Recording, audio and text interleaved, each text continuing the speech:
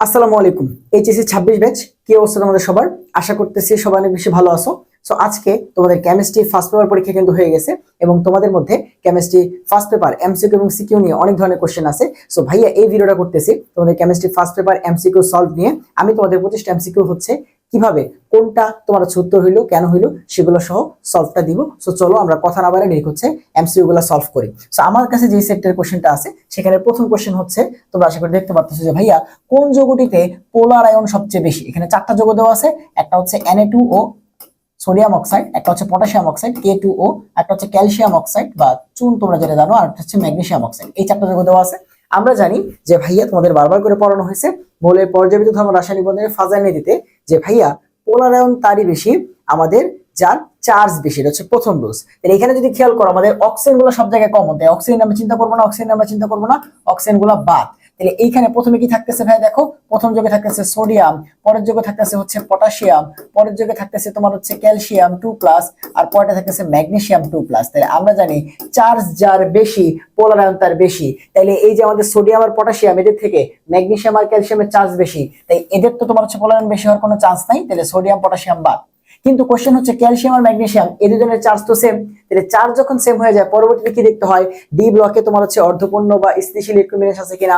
তারপরে দেখতে হয় তোমার হচ্ছে ক্যাটায়ন হলে আকার ছোট কিনা, অ্যানায়ন হলে আকার বড় কিনা। যেহেতু ক্যালসিয়াম ম্যাগনেসিয়াম এদের ডি এর কোনো ইলেকট্রন নাই, তাহলে ওই নিয়ম বাদ। তাহলে আমাদের এরপরে রুলস কি, ক্যাটায়নের আকার যত ছোট হয় তত বেশি পোলার আয়ন হয়। আমরা জানি ক্যালসিয়ামটা বড়, ম্যাগনেসিয়ামটা ছোট, তাহলে ছোট হচ্ছে ম্যাগনেসিয়াম ক্যাটায়নটা, তার মানে ম্যাগনেসিয়াম অক্সাইড যেটা আছে এইটার পোলার আয়ন সবচেয়ে বেশি। এক নম্বরের উত্তর হচ্ছে 4 ম্যাগনেসিয়াম অক্সাইড। এরপরে অ্যাসিডিক তীব্রতা, একদম তোমার হচ্ছে মানে অ্যাসিড ক্ষারের শক্তিশালীতা থেকে এই কোশ্চেনটা সবার আগে করানো হয় যে অক্সো অ্যাসিডের তোমার হচ্ছে শক্তিশালীতা কি দেখতে হয় ভাই, কেন্দ্রীয় পরমাণু জারণ মান যার বেশি। তুমি এখানে খেয়াল করো তিনটা অ্যাসিড দেওয়া আছে, সালফিউরিক অ্যাসিড, পারক্লোরিক অ্যাসিড এবং ফসফরিক অ্যাসিড। তো আমরা যদি এই তিনটাকে আলাদা করে একটু বের করি, এই পাশে ধরো, হ্যাঁ সালফিউরিক অ্যাসিড কি কি দেওয়া আছে ভাই, পারক্লোরিক অ্যাসিড HClO4, তারপরে দেওয়া আছে সালফিউরিক অ্যাসিড H2SO4, আর দেওয়া আছে ফসফরিক অ্যাসিড H3PO4। তুমি যদি জারণ মান বের করো, খেয়াল করো এখানে অক্সিজেন আছে 4টা, তাহলে -8, হাইড্রোজেন হচ্ছে 1টা, তাহলে +1, তাহলে ক্লোরিন অবশ্যই +7। অক্সিজেন আছে 4টা, -8, হাইড্রোজেন আছে 2টা, +2, তাহলে সালফার অবশ্যই +6। হ্যাঁ, আর অক্সিজেন আছে 4টা, তাহলে -8, হাইড্রোজেন আছে 3টা, তাহলে +3, তাহলে ফসফরাস অবশ্যই +5। আমরা জানি যে ভাইয়া অক্সিজেনের ক্ষেত্রে কেন্দ্রীয় পরমাণু জারণ মান যার বেশি সেই বেশি শক্তিশালী। তাহলে এখানে ক্লিয়ার দেখতে পারতেছি পারক্লোরিক অ্যাসিডে +7, সালফিউরিক অ্যাসিডে কেন্দ্রীয় পরমাণু জারণ মান +6, আর ফসফরিক অ্যাসিডে +5। তাহলে পারক্লোরিক অ্যাসিড সবচেয়ে শক্তিশালী, তারপর সালফিউরিক অ্যাসিড, তারপরে ফসফরিক অ্যাসিড। এটা কোন অপশনে আছে? পারক্লোরিক অ্যাসিড আগে, একটা প্রশ্নে আছে, সেটা হচ্ছে গ নাম্বার। এই হচ্ছে অ্যান্সার। ব্যাপারটা বুঝছো? এরপরে আসো, হ্যাঁ হ্যাঁ ভাইয়া ল্যাবরেটরি নেবার ব্যবহার আমি তোমাদের রাইডারটা খুব সুন্দর মতো পড়াইছি যে ভাইয়া পলভঙ্গি ব্যালেন্সে রাইডার ধ্রুবক কিভাবে কাউন্ট করতে হয়। যে ভাইয়া এইখানে ধরো আমাদের কোন একটা বক্সে আমরা যাকে মাপবো তাকে রাখলাম, আর এই পাশে পলভঙ্গি ব্যালেন্সে আমরা ওজনগুলো রাখলাম। তখন আমাদের রাইডার দিতে হয় একদম সূক্ষ্ম পরিমাপ করার জন্য। আমরা রাইডারটাকে তোমার হচ্ছে 0 দাগ থেকে 100 দাগের মধ্যে নাড়াচাড়া করি। এখন দেখো রাইডার দিছে 20 মিলিগ্রাম, এটা কিন্তু তোমাদের অনুশীলনীতে ছিল না, তোমাদের ছিল 5 মিলিগ্রাম আর 10 মিলিগ্রাম। 20 মিলিগ্রাম থাকলে কি হবে ভাইয়া, রাইডারকে যখন আমরা 0 থেকে 100 দাগ পর্যন্ত নেই তখন রাইডার কি করে, রাইডার এক পাশে ওজন কমায় আর এক পাশে ওজন বাড়ায়। যেহেতু 20 মিলিগ্রামের রাইডার দিছো, তাহলে এই পাশে 20 মিলিগ্রাম কমে যাবে, ওই পাশে 20 মিলিগ্রাম বেড়ে যাবে যখন তুমি 0 থেকে 100 পর্যন্ত নিবা। তাহলে এখানে টোটাল ভরের চেঞ্জ হবে 40। তাহলে 100 ঘর যাওয়ার কারণে যদি ভরের চেঞ্জ হয় 40, রাইডার ধ্রুবকের সংজ্ঞা হচ্ছে এক ঘরে ভরের কতটুকু চেঞ্জ হয়। তাহলে তোমার হচ্ছে এই যে 40 চেঞ্জ হচ্ছে 100 জন্য, তুমি যদি 100 দিয়ে ভাগ করে দাও তাহলে এক ঘরের জন্য কতটুকু চেঞ্জ হবে সেটা পাবা। এটাই হচ্ছে রাইডার ধ্রুবক। এটা ভাগ করলে কত আসে তোমার 40 মিলিগ্রাম, কিন্তু দেখো মিলিগ্রাম, তাহলে 40 মিলিগ্রাম বাই 100, এটা তোমার কত আসবে 0.4 মিলিগ্রাম। বাট অপশনে সব গ্রামে দেওয়া আছে, তাহলে আমরা জানি মিলিগ্রাম থেকে গ্রামে গেলে 1000 দ্বারা ভাগ করতে হবে। তাহলে 0.4 ডিভাইড বাই 1000, এটা করলে আসতেছে হচ্ছে তোমার 0.000, তারপর হচ্ছে 4, তার মানে হচ্ছে 0.123, তিনটা 0 তারপরে 4 গ্রাম। এই যে বি নাম্বারটা হচ্ছে আমাদের এই কোশ্চেনের অ্যান্সার। বুঝছো? সো যে ইগনোর করো, পড়ো না, এগুলা করলে কিন্তু হবে না। হ্যাঁ, যে কর্মমুখী রসায়ন পড়া লাগে না, ল্যাবরেটরি ব্যবহার পড়া লাগে না, ঠিক আছে।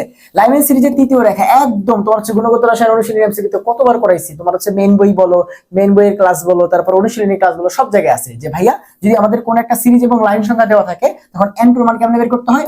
n2 = ওই যে সিরিজটা আছে এটা কি লাইমেন সিরিজ, মানে 1 নাম্বার যে তোমার হচ্ছে শক্তি স্তরটা, তার মানে 1 প্লাস তোমার হচ্ছে লাইন সংখ্যা কি বলছে ভাইয়া দ্বিতীয় রেখা বা দ্বিতীয় নাম্বার লাইন কত 2 নাম্বারটা, তাহলে 2 1 আর 2 কত হয় 3 হয়, ঠিক আছে। তাহলে বলছে লাইমেন সিরিজের দ্বিতীয় রেখা, তাই তো, বা দ্বিতীয় লাইন, তাহলে লাইমেন নিজে হচ্ছে 1 আর দ্বিতীয় রেখা মানে 2 নাম্বার লাইন থেকে আসছে, তাহলে 1 + 2 তার মানে 3 নাম্বার শক্তি স্তর মানে প্যাশ্চেন থেকে আসছে, তাহলে এখন 3 নাম্বার শক্তি স্তর থেকে 1 নাম্বারে আসছে, তাহলে লাইমেন সিরিজের দ্বিতীয় রেখা কিন্তু n2 কত, n2 হচ্ছে 3।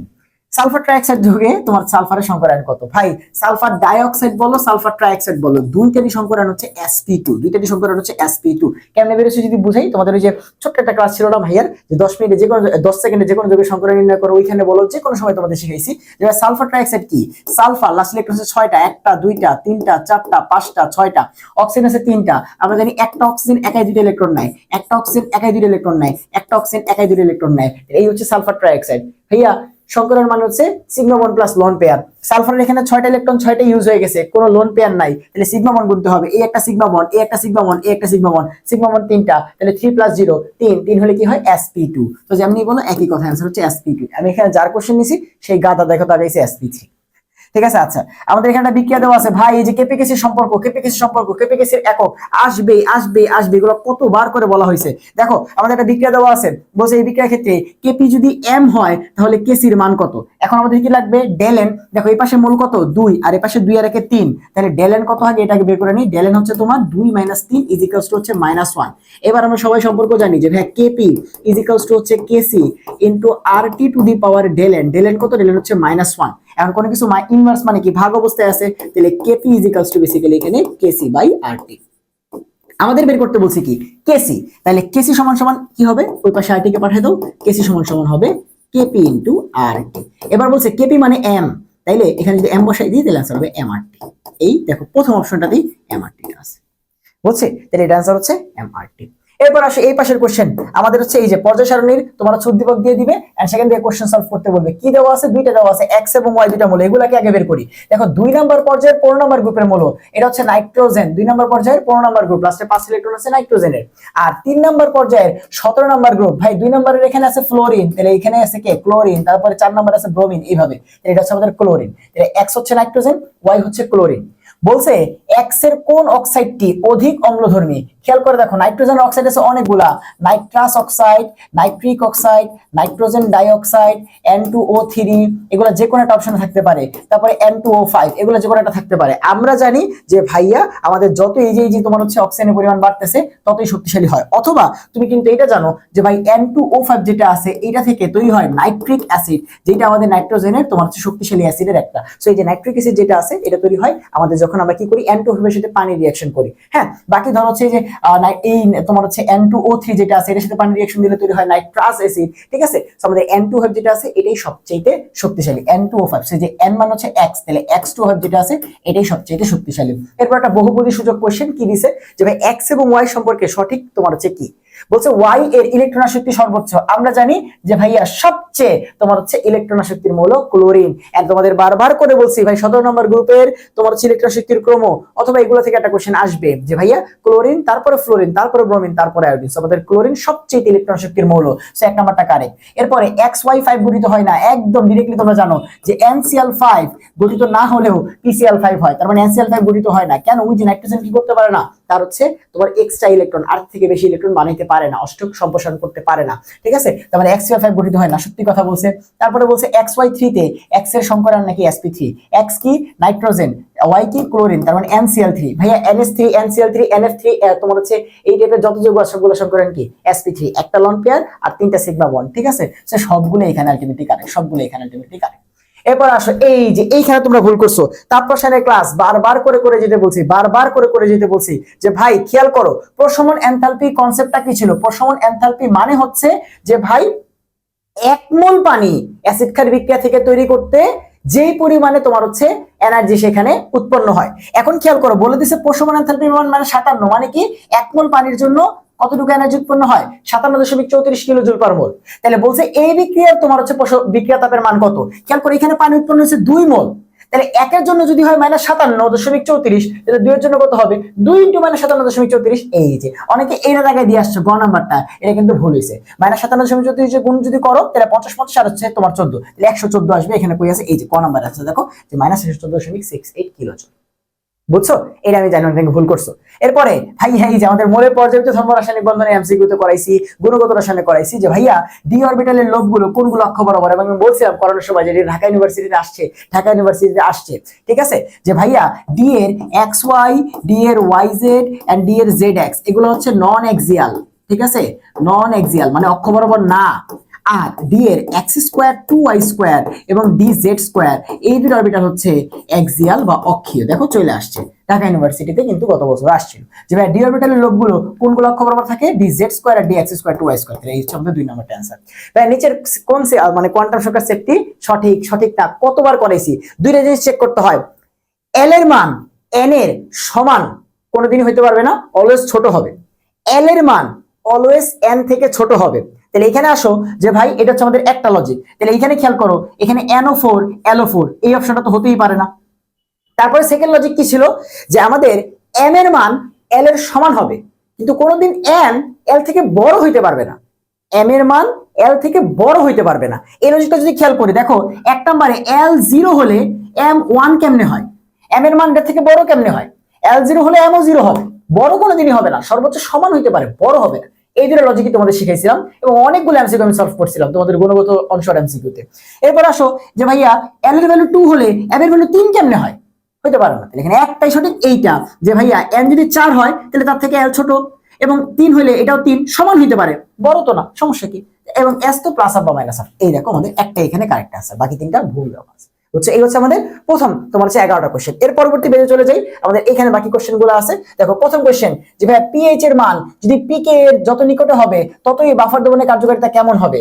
ভাই তোমরা একটা জিনিস পড়ছো যে বাফার ক্যাপাসিটি বা বাফার ক্ষমতা, যে পিএইচ এর ভ্যালু বাফারের ক্ষেত্রে যদি পিকেএ বা পিকেবি এটার সমান হয় তখন বাফারটা সবচেয়ে বেশি কার্যকর হয়, তখন বাফারটা সবচেয়ে বেশি কার্যকর হয়। কোশ্চেনটা ওইখান থেকে আসছে যে পিএইচ এর মান পিকে এর যত নিকটে আসবে বাফার দমনের কার্যকারিতা কেমন হবে?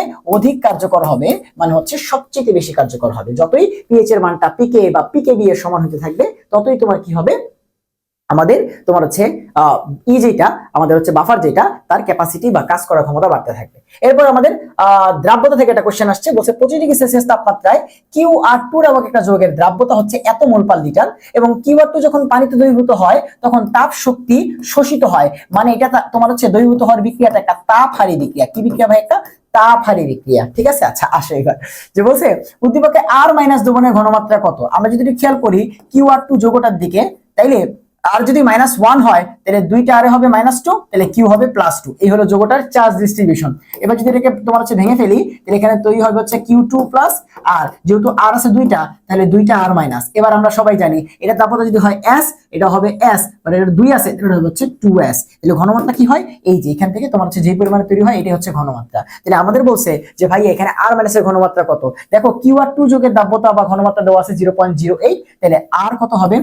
আর মাইনাসের ঘনমাত্রা হবে হচ্ছে 2 × S অর্থাৎ 0.08, তাহলে যেটা গুণ করলে কত আসতেছে? 0.16 আসতেছে না, এত মোল পার লিটার। ঠিক আছে, কই আছে এটা অপশনে? এই যে প্রথমে আছে 0.16 মোল পার লিটার। এটা তো সহজ কোশ্চেন ছিল। এরপরে তোমার হচ্ছে একটা বহুপদী সূচক কোশ্চেন আবারও আসলো, বলছে উদ্দীপকের দ্রবণের KSP এর মান হবে এত 10⁻³ আচ্ছা দেখো তো এই যে এখানে S আর এখানে তোমার হচ্ছে 2S, যখন গুণ করবা 2S এর উপর স্কয়ার করতে হবে, তার মানে 4S³ হয়ে যাবে, বুঝতেই পারতেছো এটা?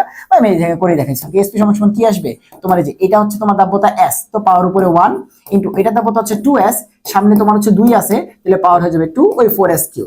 তাহলে S জানি তোমার হচ্ছে 4S³ ক্যালকুলেটরে বসাই দিবা, চলে আসবে 4 × S কত?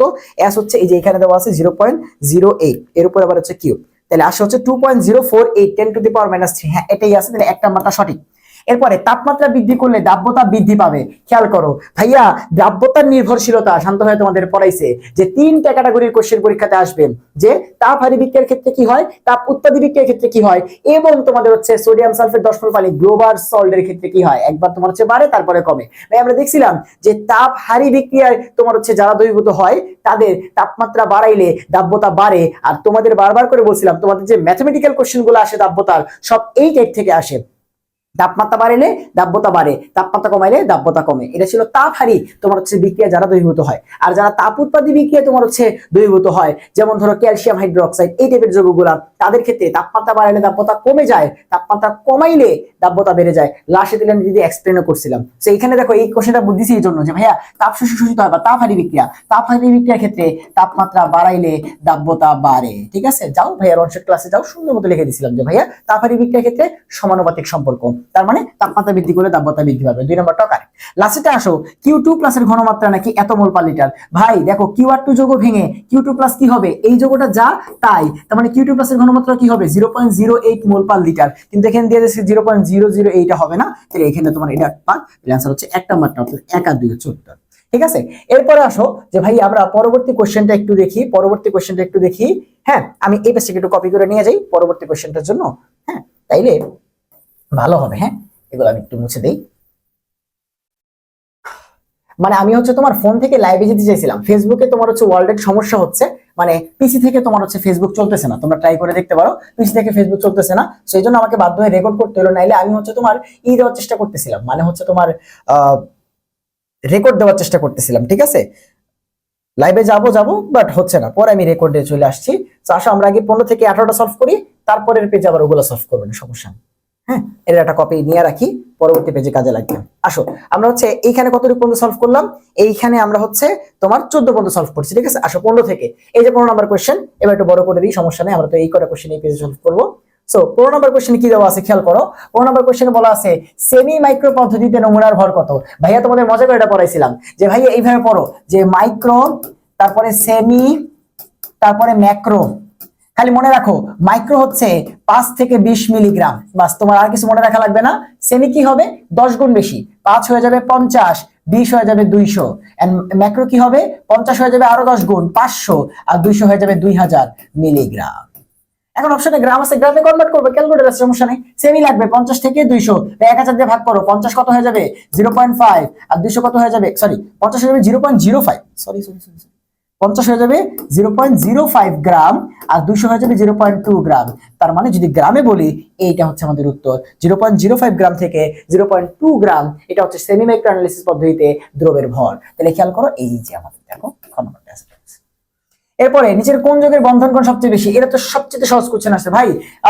মিথেন যেটা আছে এটা sp3 কত হয় 109.5 ডিগ্রি, কার্বন ডাই অক্সাইড সংখ্যা হচ্ছে sp, এন্ড sp হচ্ছে 180 ডিগ্রি, এটা থেকে বেশি তো নাই। তাহলে এই যে এটা দেখা মতো কিন্তু আছে, দেখা উচিত ছিল যে ভাই sp সংকরিত অরবিটালের তোমার বন্ধন কোণ কত, sp2 বলো sp3 বলো, এর থেকে বেশি। বাকি অ্যামোনিয়া বলো, অ্যামোনিয়া হচ্ছে 60 ডিগ্রি, একদম ডিরেক্ট তোমরা মুখস্থ জানো। পানি বলো 104.5 ডিগ্রি, সো যে কেউ কিন্তু ওই sp কে ধরতে পারবে না, সেখানে বন্ধন কোণ বেশি বলছে, কার্বন ডাই অক্সাইড সবচেয়ে বেশি হবে। এরপরে ক্যালসিয়াম 2+ আয়ন শনাক্তকরণ কোনটি ব্যবহার করা হয়। ক্যালসিয়াম শনাক্তকরণের জন্য স্পেশালি আমাদের একটা পরীক্ষা ছিল, সেটা হচ্ছে অ্যামোনিয়াম অক্সালেট, আলাদাভাবে একটা পরীক্ষা ছিল, অথবা এটাকে আমরা অ্যামোনিয়াম হাইড্রোক্সাইড দিয়েও তোমার শনাক্তকরণ করতে পারতাম, বাট ক্যালসিয়ামের জন্য নিশ্চিতকরণ পরীক্ষা ছিল হচ্ছে অ্যামোনিয়াম অক্সালেট। এই দেখো ammonium oxalate, NH4 C2O4, C2O4 হচ্ছে অক্সালেট আয়ন, আর সামনে আছে অ্যামোনিয়াম অক্সালেট দিলে ক্যালসিয়াম অক্সালেটের সাদা অবক্ষেপ পড়ে। এরপরে কোন প্রাণীর দুধে প্রোটিন বেশি, না না না না কর্মবিশ্লেষণ এগুলো তো পড়াই লাগে না, শান্ত ভাই তো এগুলো পড়াই নাই যে ভাইয়া ভেড়ার দুধে প্রোটিন বেশি, মহিষের দুধে চর্বি বেশি, তাই শক্তিও বেশি, এগুলো পড়াইছে। গরুর দুধে বা গাভীর দুধে পানি বেশি পড়াই না, মানুষের দুধে ল্যাকটোজ বেশি বা চিনির পরিমাণ বেশি পড়াই না মনে হয়, তাই না? সেই যে কোশ্চেন আসছে প্রাণীর দুধে প্রোটিন তোমার হচ্ছে সরি কোন প্রাণীর দুধে প্রোটিন বেশি, ভেড়ার দুধে প্রোটিন বেশি।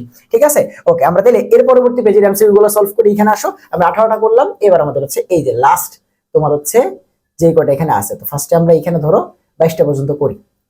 এভাবে করতে হচ্ছে কেন, আমি লাইভে যদি যাইতে পারতাম তাই আর এরকম হইতো না। যাক, সমস্যা নাই, মানে ফেসবুকের ওয়ার্ল্ডের সমস্যা, আমার এখান থেকে না, তোমরাও দেখতে পারবা। শুষ্ককারক পদার্থ কি ল্যাবরেটরি ব্যবহার করানো হয়েছে ভাইয়া, শুষ্ককারক বা ডেসিকেটর P2O5 থাকবে অপশনে, অথবা সালফিউরিক অ্যাসিড থাকবে, P2O5 থাকবে অথবা সালফিউরিক অ্যাসিড থাকবে, P2O5 থাকবে অথবা সালফিউরিক অ্যাসিড থাকবে। আসছে নাকি P2O5 দেখো তো। নিচে কোনটি প্রিজারভেটিভস নয়, এইটা নিয়ে একটা তোমার হচ্ছে ডিবেট হইতে পারে, এই কোশ্চেনটা দেখবে অনেক জায়গায় অনেক কিছু দিছে, বাট আসলে তোমরা লজিক্যালি বুঝে এখানে কোনটা কি হইতে পারে। প্রথম কথা হচ্ছে ইথানল যেটা আছে, এই তো ইথানোয়িক অ্যাসিড যেটা আছে, এটা তো তোমরা জানোই যে আমাদের ভিনেগারে ব্যবহার করা হয়, এটা সব বাদ, এটা প্রিজারভেটিভস আমরা সবাই জানি। বাকি তিনটা নিয়ে সবার কোশ্চেন আছে যে ভাইয়া ইথানল তো কোথাও প্রিজারভেটিভ হিসেবে ব্যবহার করতে দেখি নাই, ভাইয়া ফরমালডিহাইড তো ফরমালিনে ব্যবহার করা হয়, আর মিথানল যেটা আছে এটা থেকে বিষাক্ত একটা যৌগ। তাহলে এখানে প্রিজারভেটিভস নাই, তিনটাই উত্তর দিতে পারি লজিক্যালি। হ্যাঁ তুমি দিতে পারো, বাট আমার কাছে ব্যাপারটা খেয়াল করো ভাই, ফরমালডিহাইড যেটা আছে বা ফরমালিন, এইটার প্রিজারভেটিভস বৈশিষ্ট্য কিন্তু আছে। এটা যদিও তোমার হচ্ছে মৃত লাশ বা তোমার হচ্ছে এই টাইপের জিনিসপাতিতে বায়োলজিক্যালি আমরা ইউজ করি, বাট ফরমালিন খাবার ইউজ করে কি করে না সংরক্ষণ করার জন্য? তুমি ফরমালিন ছাড়া বাংলাদেশে কোনো ফলমূল খাও, কোনো মাছ খাও, তার মানে ফরমালিনের প্রিজারভেটিভস বৈশিষ্ট্য আছে এবং অসাধু বাঙালিরা সেটা ইউজও করে। তার মানে এটাকে যদি আমরা ইনসেন্স চিন্তা করি তাহলে প্রিজারভেটিভস ধরতে পারি। তাহলে এইটা তোমার হচ্ছে প্রিজারভেটিভস ধরলাম। ইথানল যেটা আছে, এই ইথানলকে কিন্তু তোমার হচ্ছে মদ বানানোতে ইউজ করা হয়, ঠিক আছে? মদ বানানোর জন্য হুইস্কি এগুলোতে ইউজ করা হয় ইথানল। কিন্তু একটা মাত্র অপশন মিথানল, এইটারে জীবনেও কোনো জায়গায় তুমি অসাধু ব্যবসা বলো বা হচ্ছে সৎ ব্যবসা বলো, কোনো জায়গায় ইউজ করতে পারবে না, কারণ মিথানল খেলে তুমি মইরা যাবা। এটা এতটাই বিষাক্ত, এটা খেলে তুমি মইরা যাবা। এই ফরমালডিহাইড দিলে তো তোমাকে আস্তে আস্তে মারবে, কিডনি ড্যামেজ করবে, লিভার ড্যামেজ করবে, ক্যান্সার সৃষ্টি করবে, বাট এটা খেলে তুমি মইরা যাবা বেশি খেলে। ব্যাপারটা বুঝছো? মিথানল পুরোপুরি বিষাক্ত যৌগ। আমি বলি এটা যে একটা বিষাক্ত যৌগ, এটা তোমরা কই পড়ছো? আমি যখন তোমাদের ল্যাবরেটরি ব্যবহার করেছি তখন বলছিলাম যে ভাইয়া আমাদের রেকটিফাইড স্পিরিটের সাথে 5 থেকে 10% মিথানল, বিষাক্ত মিথানল যুক্ত করে মেথিলেটেড স্পিরিট তৈরি করা হয়। এই মেথিলেটেড স্পিরিটই স্পিরিট ল্যাম্পের জ্বালানি হিসেবে ইউজ করা হয়। সেইখানে বলছিলাম যে মিথানল হচ্ছে বিষাক্ত একটা কম্পাউন্ড, ঠিক আছে? এইটা তোমার হচ্ছে প্রিজারভেটিভ হিসেবে কোনো কালে ব্যবহার করা যাবে না। সো বাকিগুলা কি যদি আমি তোমার হচ্ছে এদিক ওদিক কনসিডার করি তাও প্রিজারভেটিভ হিসেবে ফেলতে পারি, কিন্তু এইটারে ফেলার কোনো অপশন নাই। তার মানে এটাই হবে সবচেয়ে কারেক্ট অ্যান্সার। ব্যাপারটা বুঝছো? বাট তোমার কথা ঠিক আছে যে ভাই ওগুলো তো ইন এ সেন্স আমরা প্রিজারভেটিভ হিসেবে কাউন্ট করতে তোমার হচ্ছে চাইলে নাও পারি। হ্যাঁ পারো, বাট এইটারে কোনোদিনই প্রিজারভেটিভ হিসেবে কাউন্ট করতে পারবে না। তাহলে যদি একটা লাগাইতে হয় তাহলে এটা লাগাবা, বুঝছো? এই সেন্সটা আমার কাছে ভাইয়া। A2B3 যৌগের তোমার হচ্ছে দাম্পত্য যদি X হয় তাহলে KSP কত? আমরা এটা সবাই জানি যে ভাই তোমার হচ্ছে A2B3 যদি ভেঙে ফেলি তাহলে কি হবে? এখানে তোমার হচ্ছে এই যে দুইটা A, দেখো এখানে তোমার ওর চার্জ হবে এর উপরে 3+, আর এই সংখ্যাটা হবে এর উপরে তাহলে 2-, তাহলে A 3+ হবে হচ্ছে 2টা, কারণ এখানে 2টা আছে, আর B 2- হবে হচ্ছে 3টা, কারণ এখানে 3টা আছে। এবার আমরা জানি এই যৌগের দাম্পত্য যদি হয় S, তাহলে এটা 2 আছে, এটা হবে 2s, এটা 3s, এটা হচ্ছে 3s। এরপর আমরা কি করব? যখন গুণ করব 2s এর উপর স্কয়ার করে দিব, 3s এর উপরে কিউব করে দিব, তখন যে আমাদের গুণ করলে এটাই আসবে 108 s⁵। এটা তোমরা সবাই জানো যে ভাই 3 আর 2 থাকলে 108 s⁵ দিয়ে আসে। এরপরে আয়নীকরণ শক্তি বৃদ্ধির ক্রম, এটা দেখো ব্যতিক্রম থেকে আসছে, কার্বন, নাইট্রোজেন, অক্সিজেন এগুলো থেকে আসছে। খেয়াল করো আমাদের প্রথম যেটা আছে সোডিয়াম, পটাশিয়াম, রুবিডিয়াম। আমরা জানি সোডিয়াম, তার নিচে আছে পটাশিয়াম, তার নিচে আছে রুবিডিয়াম। উপর থেকে নিচের দিকে গেলে আকার বাড়ে, আকার বাড়লে আয়নীকরণ শক্তি কমে। বলছে এখানে বৃদ্ধির ক্রম কোনটা? সেখানে সোডিয়াম বেশি হওয়ার কথা, রুবিডিয়াম না। তাহলে এক নাম্বারটা ভুল। ফ্লোরিন, ক্লোরিন, ব্রোমিন, আমরা জানি ফ্লোরিন থেকে ক্লোরিন বড়, তাহলে এটা তো কম হওয়ার কথা। ব্রোমিন আরো বড়, তো আরো কম হওয়ার কথা, কিন্তু এখানে ব্রোমিন বেশি দেওয়া আছে, এটাও ভুল। পরেরটাই আমাদের সেই ব্যতিক্রম থেকে। আমরা জানি কার্বনের পর আছে নাইট্রোজেন, তারপর অক্সিজেন। বাম থেকে ডান দিকে গেলে আকার বৃদ্ধি পায়, তাই লজিক বাম থেকে ডান দিকে আকার কমে যায়। তাহলে সেই লজিকে কার্বনের থেকে নাইট্রোজেনের বেশি হওয়ার কথা, নাইট্রোজেন থেকে অক্সিজেনের বেশি হওয়ার কথা।